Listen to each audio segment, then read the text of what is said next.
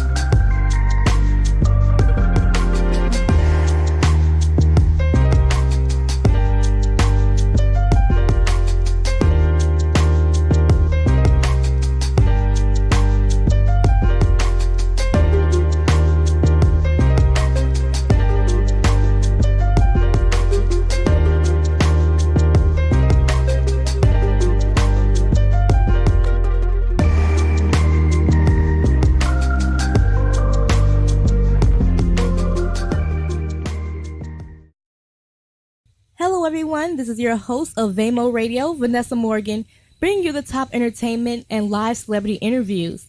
I'm here today with actress, comedian, and model Eugenia Kuzmina. Hi, Eugenia. How are you? Hi, Vanessa. So happy to be here with you. And yeah, happy weekend. Happy weekend. So, Eugenia, I know you grew up in post-Soviet Russia. You moved a lot throughout your life from Paris at the age of 15 years old, pretty young. And then you also moved to London and eventually moved to the U.S. So tell us, how was it with your upbringing? It was very different from, I think, upbringing of my kids. I have 3 kids in the United States. So we grew up in post-Soviet Russia, and it was time when, it was food lines. So my mom basically, she couldn't work. She had to wait in lines for, to get us clothes and everything else. So it taught me a lot of gratitude and just, being really happy about small things. And, it taught me a lot of things. So it was very different, but very interesting. And, we also didn't have a lot of, I think, of creative opportunity to express ourselves, and that's what inspired me to travel the world and kind of find my voice and connection to people around the world. Oh, definitely. Now, Eugenia, tell me, what was your experience of the modeling business, and is there any kind of advice that you could give to an aspiring model? It's a very interesting business. I think nowadays it's changing so much. I'm really happy to see that there's a lot of diversity, especially in the U.S., and, to be a model, I think you can be any, shape, size, and also age. Like it's changing and to open a lot of doors just, for people to be an inspiration to others. But when I started, it was still kind of old-fashioned, and it was interesting business. I started in Paris. When I was 15, I was really lucky because a woman, who had an agency, Natalie Models, she took me under and, kind of protected me in the business. And I started working with Yves Saint Laurent and other designers, and it was incredible to work with such, inspiring artists and kind of learn a lot of things from them. Oh, awesome. So, Eugenia, tell us about your acting. Was this something that you always wanted to do? I never dreamt about it because in Russia we didn't quite have the industry or a lot of opportunities. In Soviet Union, I think it was more kind of a propaganda cinema. So there was not a lot of creative opportunities for anybody to, to do that kind of work. And I was lucky enough to, to pursue modeling. I did a little bit of comedy in Russia, actually. When I was a child, I was lucky to be part of Yerlash, which is a Russian kind of version of SNL, which involves kids. So yeah, it was an interesting experience, but, I didn't pursue it as a career. And it kind of just fell on me after I had my kids, and my husband was a producer. He runs a studio now, but I moved to Los Angeles, and just being around all the creative people it's something that I fell into, but I never dreamt about it. I know a lot of actors that I meet, they dreamt about it since they were kids. So it's very interesting. Very, definitely. So Eugenia, how did you decide to pursue acting? I got an opportunity after I had my kids to be part of this movie with Elle Fanning, which was called Likeness. And Rodrigo Prieto, who was directing it, he is an amazing cinematographer who did work for such films as Babel, Wolf of Wall Street. He wanted to direct a film about, image for the girls, how their self-image can be, distraught or things like that. And he wanted to cast a few models along Elle Fanning. And I auditioned for that from my modeling agency, and I got a part. And it was very interesting because modeling business and acting business is very different, So I think a lot of times people say, like, models can act, but it's a very different set of skills. So I figured out, it was very interesting because it was not about the outside, but more about expressing something emotionally, and it's about psychology and things like that. So I just felt like it was something that I want to pursue to kind of grow as a person. And also, I think it's a little bit more of a stable job.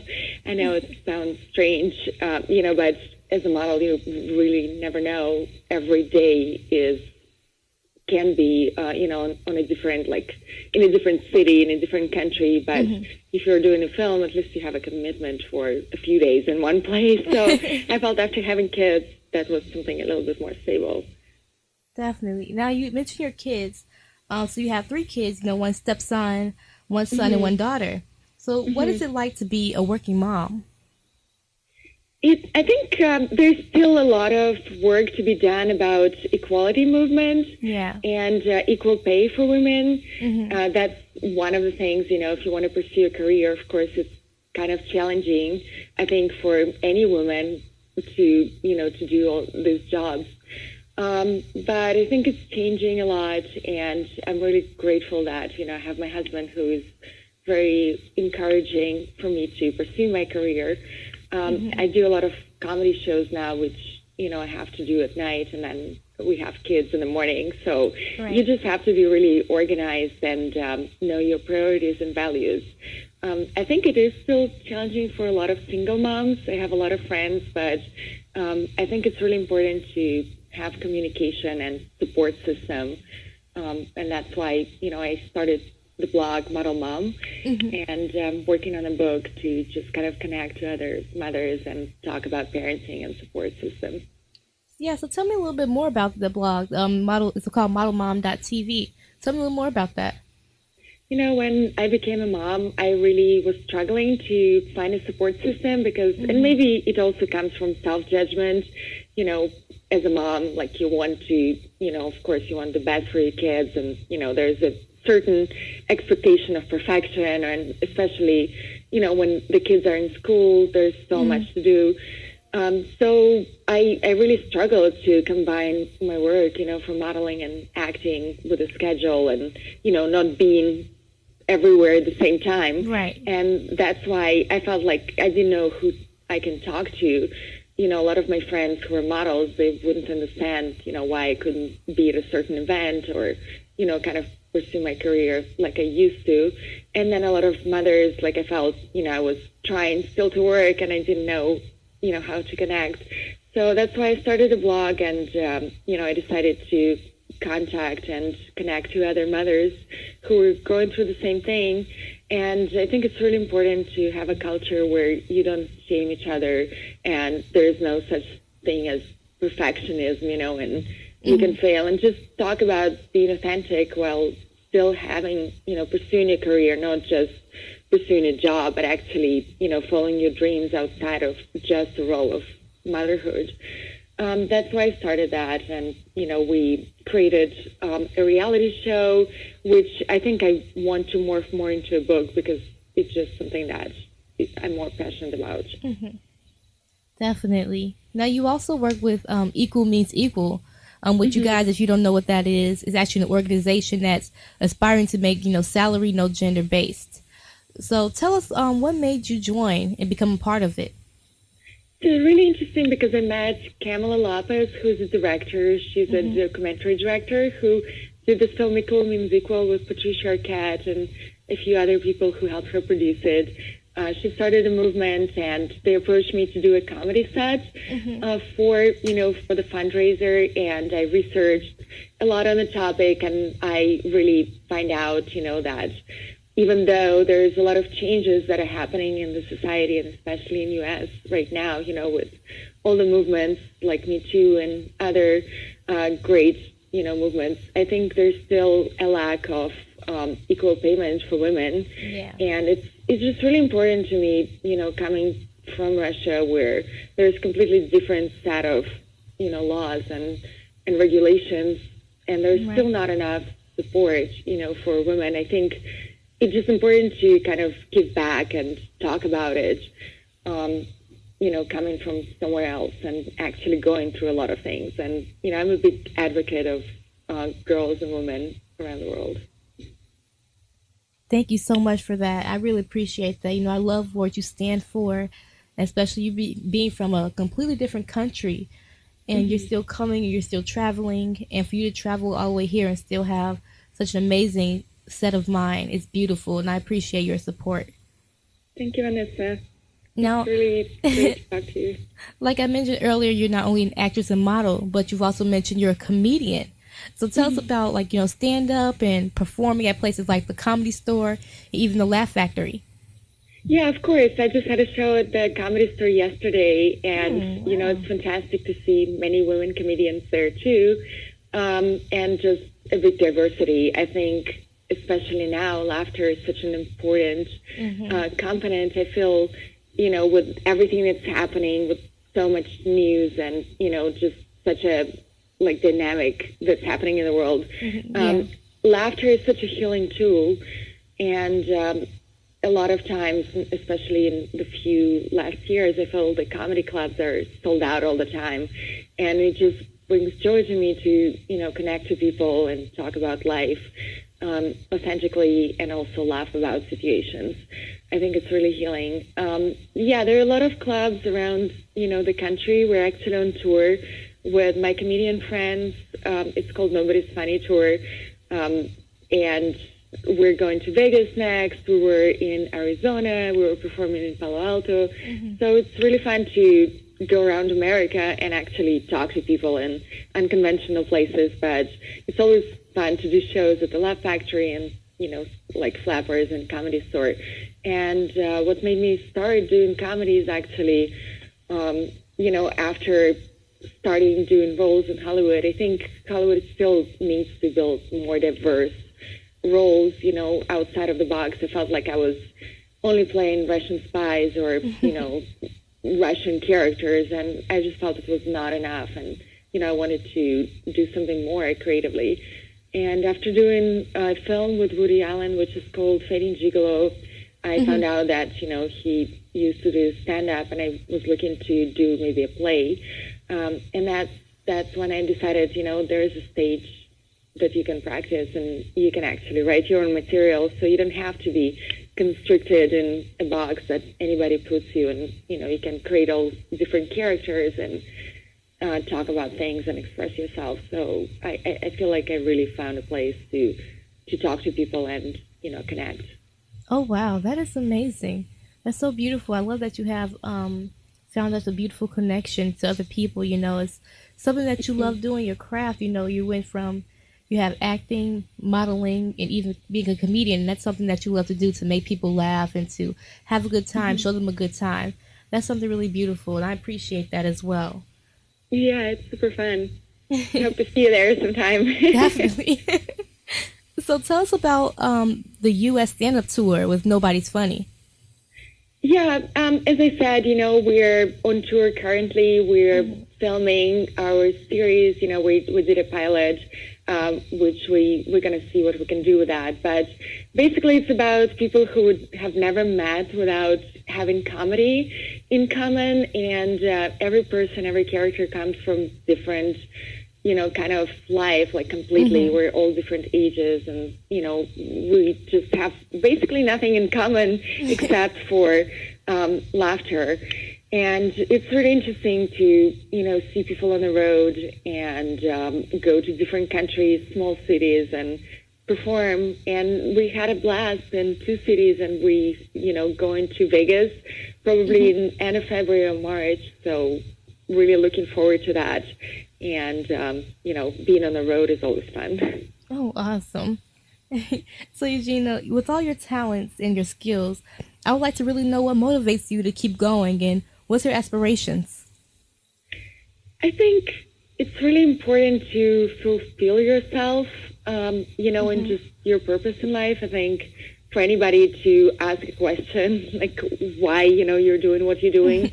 I felt like I grew up with a lot of limitations in a way of our culture, in Russia, because it was post-Soviet Union, and I just didn't know, where to find the voice to express. So I think that motivated me a lot. Growing around maybe some injustices, I really care about human nature. My dad was a nuclear scientist, and he taught me a lot about, curiosity and, different humanitarian and environmental situations, because he really wanted to work with the environment and didn't have an opportunity at the time because of the political situation in the country. So I think a lot of, times parents motivate you, of course, to do what you do. And also people around me motivate me, to pursue and change things for the better and do things that are bigger than, myself, to find causes that, I can give back and, it kind of better the life of others. So that's what's motivating me. Oh, definitely. So, Eugenia, tell me, what upcoming movie projects are you currently working on? I have an appearance in the movie Isn't It Romantic with Rebel Wilson. It was really fun to be on set. And then I just finished working on Tough Guys with Guy Ritchie and Matthew McConaughey, and a lot of really amazing actors who were there. So, I work on that, and we're on tour and writing a book. So these are kind of priorities, except for, watching my kids. Wow, that is amazing. I know that's actually a lot of work. You're actually still working on movies, and you're still doing your modeling, and you're also doing your stand-up, you're a comedian, and you're touring. So, wow, you've got a lot on your plate, but you're actually a really strong young lady. I really appreciate that. You do a lot. Thank you. Now, tell us about your charity work. I love doing charity just because, I come from the country where we grew up on Red Cross and, having nothing to wear or eat. Like sometimes we would have only chewing gum for whatever, instead of food. So, I really relate to a lot of causes. A lot of times I work with this organization, a couple of guys and girls give back. And it's a great organization because we really go to places and actually help by doing something. So a lot of times we go to Skid Row and they would educate us about, situation with homeless and whatever is happening actually and what we can do. We would serve meals. A lot of times I take my kids, if it's possible, just to educate them about helping others and how you can improve situations. Actually, I think it's really important to educate people and, about different things, and also mental health is something that is a big problem, and needs to be changed in this country. I also work a lot with animals. I volunteer at wolf shelter. Wow. A lot of times I feel, because I have a lot of connection, like I grew in Siberia, that's why wild animals are a big part of something that I'm supporting. So a lot of times, I know because of the climate change, wolves are not allowed to, they're shot or put down 24 hours after they're found. And a lot of times they dwell into residential areas because they don't have food, or there's a lot of climate change that is happening. So, we go there and connect with them and, kind of get educated about the whole situation of ecosystem And then, you know, we work in different like shelters with dogs and cats and things like that. So, I mean, there's a lot of things to be done about cleaning the plastic from the beaches and just doing small things and educating kids and things like that. Oh, most definitely. I appreciate you actually being a helping hand and stepping up to do actually charity work. You know, you give your time. You do so much within your time, and you also have children, and then you're actually giving the rest of your time for charity work. That's beautiful. I really like that. I wish there were more people like you. It's so important to educate the kids. You know, I think we're responsible to leave them the planet in a way, you know, and they're like to educate them how to take care of it. Definitely. Now, Eugenia, is there anything you'd like to wish or share with our listeners for 2019? I just wish everybody to, you know, be authentic and pursue their dreams, and no matter what, you know, speak out. And I think it's a great year. There's a lot of things that are happening, you know, in different cultures, and really, you know, looking forward to finding all the new voices and helping out in any way. Oh, awesome. And Eugenia, if I could ask you one more question, where can we find out more information about you, and where can we find you on social media? Yeah, sure. I know these days you can definitely connect on social media, which, you know, I love. It's a great channel to communicate. You can find me at Eugenia Kuzmina, you know, on Twitter and on Instagram and, you know, YouTube and other places. So definitely just, you know, if you Google the name, you can find it out and we can connect. Definitely. You guys, this has just been an interview with Eugenia Kuzmina, and you can listen to this interview again by visiting VaMo-radio.com. And don't forget to like and subscribe. Thank you so much, Eugenia. I love doing this interview with you. You're such an amazing person. Thank you, Vanessa. So happy to talk to you and wishing beautiful weekend.